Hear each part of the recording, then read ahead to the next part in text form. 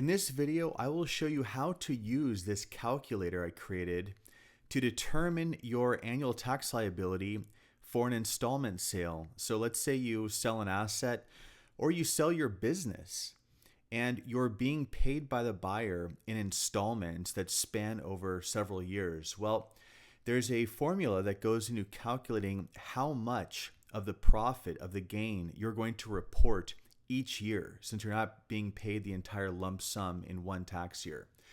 And of course, you can access this calculator yourself. I will put a link in the description so that you can access it and enter your own figures to come to your own determination. Play around with it, enjoy it. If you have any questions, email me or leave a comment. And here's how it works.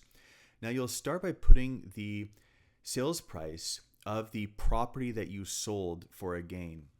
And I just have some arbitrary sample numbers here. I have 600,000. Let's pretend we're selling some small business for $600,000.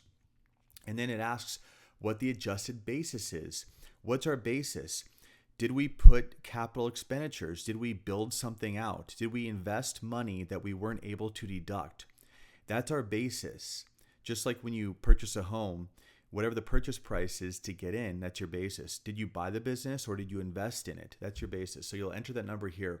We're pretending that we put $100,000 in, let's say when we built out the premises for the business.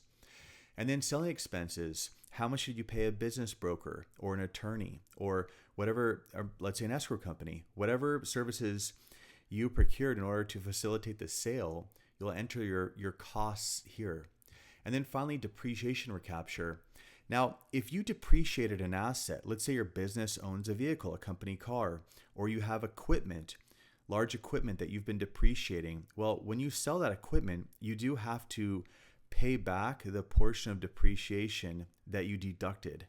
So if you don't know off the top of your head, if you have depreciation, certainly talk to the person that's been doing your taxes or look at your tax return or just skip it for now.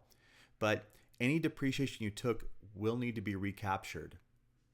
And then, is the buyer going to take any mortgage or assume any debt? Does the buyer need to take on any liabilities? If they are, put that number in here. I'm assuming that they're not in this case. Now, you don't have to fill out these shaded areas because this is automatically calculated. It's going to calculate your adjusted basis, which is basically a combination of these figures up here, meaning, and that's going to be deducted from your gross profit. And you'll see it here. This is the sales price minus your cost to sell the asset, minus your adjusted basis. And we have the contract price here. And this number changes depending on whether or not the buyer assumed any of the seller's debt.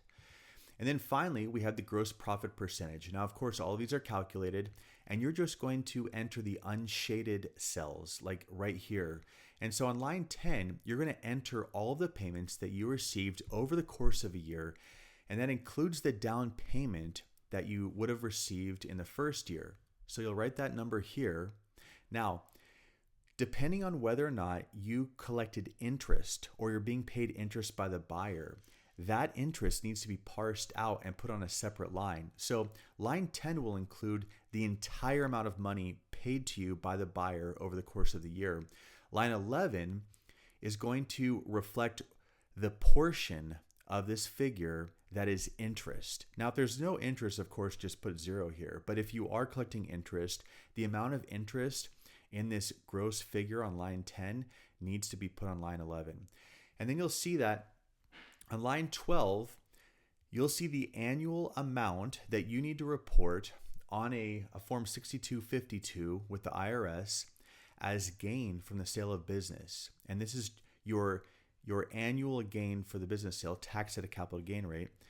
And then on line 13, the interest that we parsed out, this amount, and that's why that number matches, this is the amount you're reporting as interest, which is taxed as ordinary income.